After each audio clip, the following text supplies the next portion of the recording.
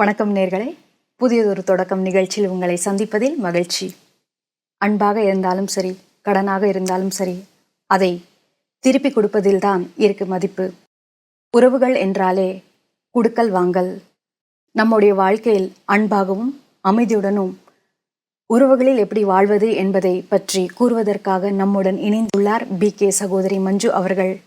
இவர் கடந்த 42 ஆண்டுகளாய் ராஜயோக தியானத்தை பயிற்றுவித்து வருகிறார்.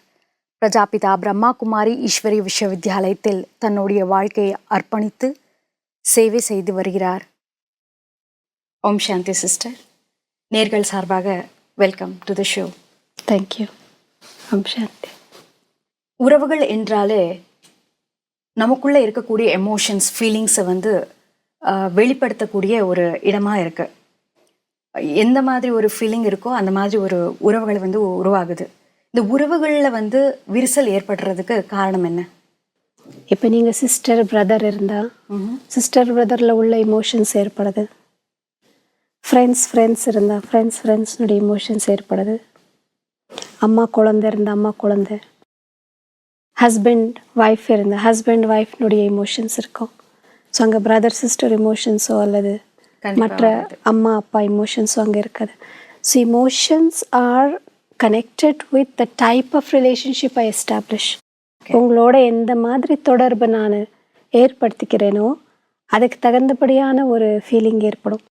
இட் மீன்ஸ் நம்மளுக்குள்ளே வரக்கூடிய இமோஷன்ஸ்க்கு அடிப்படையானது நம்முடைய ஃபீலிங்ஸ்க்கு அடிப்படையானது சிந்தனை. வாட் ஐ திங்க், நான் என்ன யோசிக்கிறேன், என்ன நான் நினைக்கிறேன், உங்களை பற்றி நான் என்ன நினைக்கிறேன், அதுக்கு தகுந்தபடியான ஃபீலிங்ஸ், அதுக்கு தகுந்தபடியான இமோஷன்ஸ் வரும். எண்ணம், ஃபீலிங்ஸ், உறவு இருந்தால் தான் எண்ணங்கள் வரும். உறவு இருந்தால் தான் எண்ணங்கள் வரும். அதாவது உறவுன்றது கூட ஒரு எண்ணமே தானே. ஆமாம். நீங்கள் என்னுடைய sister, so it's a thought. Okay okay. இது என்னுடைய மனசில் வரக்கூடிய ஒரு எண்ணம். சிஸ்டர் இல்லை, நீங்கள் என்னுடைய பெஸ்ட் ஃப்ரெண்ட். ஸோ அந்த ஃப்ரெண்ட் என்றோடைய எண்ணம், அந்த எண்ணம் வந்தால் தான் அந்த ஃபீலிங் வரும். அந்த ஃபீலிங் அந்த அதுக்கு தகுந்தபடியான இமோஷன்ஸ். இதில் வரக்கூடிய இந்த மாதிரி ஒரு ரிலேஷன்ஷிப்பில் ஒரு ஸ்மூத்தாக போகணுன்னா, ஒரு சுமூகமாக சந்தோஷமாக போகணுன்னா அதுக்கு வழிகள் இருக்கா சிஸ்டர்? இதுக்கு இது மாதிரி ப்ராப்ளம்ஸ் வரக்கூடியதுக்கு காரணம் என்ன? எனி ரிலேஷன்ஷிப்ஸில் ப்ராப்ளம் வருது, அதுக்கு நிறைய காரணங்கள் இருக்குது. எனி ரிலேஷன்ஷிப், அது பேரண்ட்ஸ் அண்ட் சில்ட்ரன் ரிலேஷன்ஷிப்பாக இருந்தாலும், டீச்சர் ஸ்டூடெண்ட் ரிலேஷன்ஷிப் இருந்தாலும், ஃப்ரெண்ட்ஸ் ரிலேஷன்ஷிப் இருந்தாலும், any relationship for that matter, husband wife relationship இருந்தாலும், எந்த உறவுலையும் சில ரூல்ஸ் அப்படின்னு கூட சொல்லலாம். சில விஷயங்களை நம்ம கடைப்பிடிக்கிறது வேண்டியதாக இருக்குது. அதை பற்றி நம்ம அதிகமாக சிந்திக்காமல் இருக்கிற பொழுது தான் அந்த உறவுகளில் சில இது வருது. விரிசல் வருது. நம்பர் ஒன், எங்கே ரிலேஷன்ஷிப் இருக்கோ த ஃபர்ஸ்ட் ப்ரைமரி திங், ரொம்ப அவசியமானது அண்டர்ஸ்டாண்டிங் வேணும். இப்போ நீங்கள் என்னுடைய சிஸ்டர், புரிதல் வேணும். நம்ம 2 பேரும் ஃப்ரெண்ட்ஸாக இருக்கலாம். ஆனால் நம்ம எவ்வளோ ஒருத்தரை புரிஞ்சிருக்கோம்? புரியறதில்ல. அதாவது ரிலேஷன்ஷிப் என்றது ஒரு சூப்பர்ஃபிஷியல் கிடையாது. உங்கள் முகத்தை பார்த்தோ அல்லது நீங்கள் என்ன செய்கிறீங்களோ, நீங்கள் என்ன பேசுகிறீங்களோ, அல்லது நீங்கள் என்ன கிஃப்ட் கொடுக்குறீங்களோ, அல்லது நீங்கள் உதவி செய்கிறீங்களோ இல்லையோ, இதை வெளிப்படையாக, அதாவது இட்ஸ் ஜஸ்ட் சூப்பர்ஃபிஷியலாக நம்மளுக்கு தெரியக்கூடியது பற்றி வச்சு நம்ம ஒரு ரிலேஷன்ஷிப்பை எஸ்டாப்ளிஷ் பண்ண முடியாது. வாஸ்தவ ரிலேஷன்ஷிப் பிகின்ஸ் ஃப்ரம் 2 ஃபீலிங்ஸ். 2 பேருடைய மனசில் வரக்கூடிய ஃபீலிங்ஸ்லேருந்து தான் ரிலேஷன்ஷிப் ஏற்படுது. நம்ம அவ்வளோ டீப்பாக ஃபீலிங்ஸை புரிஞ்சுக்கிற அளவுக்கு நம்ம போகவே மாட்டோம். நம்ம ரொம்ப சூப்பர்ஃபிஷியலாக தான் பார்க்குறோம். நீங்கள் என்னை பார்த்து சிரிக்கிறீங்களா, நீங்கள் எனக்கு ஏதாவது கொடுக்குறீங்களா, உங்களேருந்து எனக்கு லாபம் இருக்கா, எதிர்பார்ப்பு நிறையா இருக்குது. So first thing is understanding. How much I understand you. அதாவது உங்களை உள்ளத்துலேருந்து மனசை நான் புரிஞ்சுக்கிறதுக்கு ட்ரை பண்ணுறேன்னா அதுக்கு அடிப்படையானது என்னை நான் எவ்வளோ புரிஞ்சிட்ருக்கேன். இப்போ உங்களுக்குள்ளேயும் மனசு இருக்கு, ஆமாம். எனக்குள்ளேயும் மனசு இருக்கு இல்லையா? அப்போ உங்களுடைய மனசு புரிஞ்சுக்கணும் அப்படின்னா, மனசோட அந்த அந்த சம்பந்தத்தை ஏற்படுத்தணும்னா, லிங்க் பண்ணணும் அப்படின்னா, ஃபர்ஸ்ட் என்னுடைய மனசை கூட நான் புரிஞ்சுக்கணும்ல. என்னையே நான் புரிஞ்சுக்காம இருக்கிற பொழுது, என்னுடைய ஃபீலிங்ஸ், என்னுடைய இமோஷன்ஸ், என்னுடைய மனசை நானே எனக்கே தெரியாமல் இருக்கும் பொழுது, நான் உங்களுடைய மனசை எப்படி நான் புரிஞ்சுக்க முடியும்? It's not possible. So the first thing is அந்த அண்டர்ஸ்டாண்டிங் இல்லாமல் இருக்கிறதுனால கொஞ்சம் மிஸ் அண்டர்ஸ்டாண்டிங்ஸ். எங்கள் அண்டர்ஸ்டாண்டிங் இல்லையோ அங்கே மிஸ் அண்டர்ஸ்டாண்டிங் டெஃபினட்டாக இருக்குது. Either understanding or misunderstanding. நான் உங்களை கரெக்டாக புரிஞ்சுக்க நான் ட்ரையே பண்ணிட்டுருக்கேன். சில பேர் 40 வருஷம் 50 வருஷம் கூட அவங்க கூட இருப்பாங்க, 30 வருஷம் 20 வருஷம். ஸோ ஆனால் ஒருத்தர் they don't understand. ஏதோ ஒரே ரூஃப் கீழே இருந்துட்டு எல்லா உறவுகள்லையும் இது நடக்கிறது. எல்லா உறவுகளில் ஒரே இடத்துல அவங்க வேலை செய்கிறாங்க, ஒரே வீட்டில் அவங்க ஒரே ரூஃப் கீழே அத்தனை வருஷமாக இருக்காங்க. பட் எவ்வளோ நம்ம ஒருத்தர் புரிஞ்சுட்டு இருக்கோம் அப்படின்னு தெரியாது. ஆமாம். ஸோ புரிஞ்சுக்கிறது இங்கே basic thing. Second thing is அங்கே வெறியல் வர்றதுக்கு இன்னொரு காரணம் என்னென்னா, நிறைய எக்ஸ்பெக்ட் பண்ணுறோம், நம்ம நிறைய எதிர்பார்க்குறோம். நான் இப்படி செஞ்சால் நீங்கள் அப்படி செய்யணும். நீங்கள் சொன்னீங்க இல்லையா, உறவுன்றது குடுக்கல் வாங்கல். ஆக்சுவலி அப்படி இல்லை. ஏன்னா குடுக்கல் வாங்கல் வந்து பிஸ்னஸ்ஸு.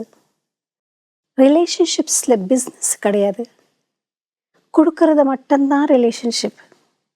எதிர்பார்க்காம கொடுக்கறது தான் அன்பு என்ற பேர். அழகு. ஸோ ரிலேஷன்ஷிப் எங்கே இருக்கோ அங்கே அன்பு இருக்குது. Any relationship for that matter. அது ஃப்ரெண்ட்ஸ் ஆனாலும், ஒரு குரு ஒரு சிஷ்யர் இருந்தாலும், டீச்சர் ஸ்டூடெண்ட் இருந்தாலும், சம்பந்தம் இருந்தால், உறவு இருந்தால் அங்கே அன்பு இருக்குது. எங்கே அன்பு இருக்குமோ அங்கே கொடுக்கறது மட்டும்தான் இருக்குது. எப்போ எந்த நிமிஷம் நம்ம அவங்களேருந்து எதிர்பார்க்க ஆரம்பிக்கிறோமோ அங்கே பிஸ்னஸ் ஆரம்பிக்கும், சம்பந்தம் இருக்காது. அப்போ எங்கே, அதாவது நான் என்ன எதிர்பார்க்குறேனோ, நீங்கள் என்னென்ன நான் உங்களேருந்து நீங்கள் கொடுக்கணும் அப்படின்னு நான் எதிர்பார்க்குறேனோ அது எனக்கு கிடைக்காம இருக்கும் பொழுது எனக்கு டிஸ்ஹார்டன். சில டைமில் இந்த மாதிரி ஒரு ஃபீல் வருது சிஸ்டர். நம்ம ஏதாவது கொடுத்தோம்னா அவங்க நாம் அவங்கள்ட்டேருந்து எதிர்பார்க்குறோம் அவங்க நமக்கு கொடுக்கணும். ஏதாவது ஃபார் எக்ஸாம்பிள் ஏதாவது நம்ம வந்து அவங்களுக்கு பிடிச்ச ஒரு சமையலை சமைச்சு வச்சோம்னா, இல்லைன்னா ட்ரெஸ்ஸு வாங்கி கொடுத்தோம், கிஃப்டாக வாங்கி கொடுத்தோன்னா, அதே மாதிரி என்னுடைய பர்த்டேக்கு அவங்க வந்து எனக்கு திருப்பி கொடுக்கணும்னு நான் எதிர்பார்த்துட்ருக்கேன். இதுதான் உறவுன்னு நாங்கள் நினச்சிட்ருக்கோம். கொடுக்கறதுல மறுபடியும் ஒரு எதிர்பார்ப்பு உருவாகுது. அப்போ அவங்களுக்கு கொடுக்கலன்னா ஓகே, என் பர்த்டேக்கு நீங்கள் கொடுத்தீங்க, என் பர்த்டேக்கு நீங்கள் டின்னருக்கு கூப்பிட்டு நீங்கள் ஏதோ சமைச்சு கொடுத்தீங்க, உங்களுடைய பர்த்டேக்கு நான் கொடுக்கல அப்படின்னு வச்சுக்கோங்க. அப்போ நெக்ஸ்ட் பர்த்டேக்கு நீங்கள் கொடுப்பீங்களோ? கொடுக்க மாட்டேன். அது ஸோ பிரேக் ஆகிடுச்சு.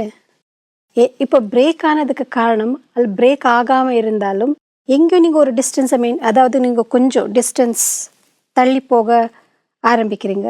எங்கேருந்து எதுவுமே பிரயோஜனம் இல்லை, நான் இவ்வளோ கொடுத்தாலும் அவங்க எதுவுமே கொடுக்கல அப்படின்ற ஒரு எண்ணம் எங்கேயோ உறுத்துட்ருக்கோம். விஷ் பண்ணுறதுக்கு தெரியும், ரிமைண்டர் இருக்கும் இன்னைக்கு அவங்க பர்த்டேனால, ஆனாலும் விஷ் பண்ணுறது கூட மனசு வராது. அவங்க போன வாட்டி பண்ணதுனால, எனக்கு பண்ணதுனால சம்திங். ஸோ அங்கே எங்கேயும் அதாவது மனசில் வந்து கொஞ்சம் வித்தியாசமான feeling.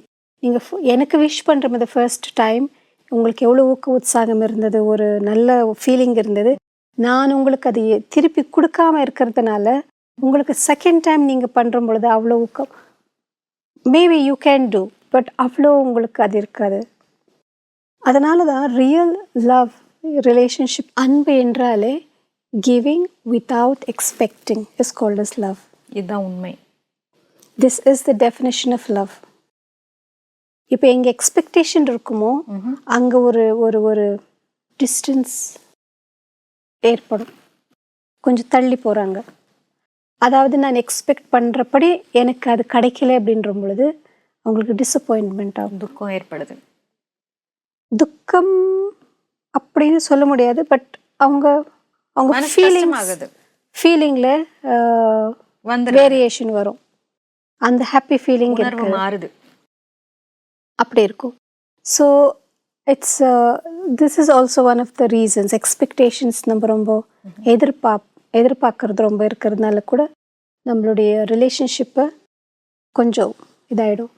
And the third thing is ஒரு detached loving is very important. இப்போது இந்தியாவில் எல்லா கார் மோஸ்ட்லி வெஹிக்கல்ஸ் பின்னாடி ஏதோ ஒரு ஸ்லோகன் எழுதிருக்கும், ஏதாவது எழுதுவாங்க. ஆனால் எல்லா கார்லேயும் கீப் டிஸ்டன்ஸ்னு டெஃபினட்டாக எழுதுவாங்க. கீப் டிஸ்டன்ஸ், ஒரு காருக்கும் இன்னொரு வெஹிக்கலுக்கும் இடையில ஒரு டிஸ்டன்ஸை மெயின்டைன் பண்ணணும். எல்லா கார் ஓடிட்டே இருக்கு. இந்த ஒரு காருக்கும் இன்னொரு காருக்கும் இடையில அந்த டிஸ்டன்ஸ் மெயின்டைன் பண்ணல அப்படின்னா என்ன ஆகும்? இடிச்சிடும். அதே போல் ரெண்டு பேர் நடுவில் எந்த ரிலேஷன்ஷிப் ஆனாலும் ரெண்டு பேர் நடுவில் ஒரு டிஸ்டன்ஸை மெயின்டைன் பண்ணல அப்படின்னா அங்கே இடிக்கும் தான், கண்டிப்பாக இடிக்கும். ஸோ இதுக்கு தான் நம்ம டிட்டாச்ட் லவ்விங் அப்படின்னு சொல்லுவாங்க. இப்போது ஃபார் எக்ஸாம்பிள் உங்களுக்கு இந்த பிக்சர் ரொம்ப பிடிச்சிருக்குன்னு வச்சுக்கோங்களேன், இது ரொம்ப பிடிச்சிருக்கு அப்படின்னு நீங்கள் இது ஒரு டிஸ்டன்ஸில் தான் பார்க்கணும். இல்லை நீங்கள் டெலிவிஷன் முன்னாடி உட்காந்து டிவி பார்த்துட்ருக்கீங்க, ஸ்க்ரீனில் பார்த்துட்ருக்கீங்க, அது ரொம்ப பிடிக்கும் அப்படின்றதுனால நீங்கள் ரொம்ப அதுக்கு கிட்டக்கு போய் லிட்ரலி உங்கள் ஃபேஸ் அதுக்கு டச் ஆகிற போய் உட்காந்து உங்களுக்கு ஏதாவது தெரியுமா? அந்த பிக்சர் தெரியாது பிக்சர். ஸோ அந்த பிக்சர் முழுமையாக தெரியணும், அதை என்ஜாய் பண்ணணும்னா ஒரு டிஸ்டன்ஸை மெயின்டைன் பண்ணுறது ரொம்ப அவசியம். அதே போல் நம்மளுடைய உறவுகளில் கூட ஒரு டிஸ்டன்ஸ் மெயின்டைன் பண்ணுறது ரொம்ப அவசியம். புதியதோர் தொடக்கம்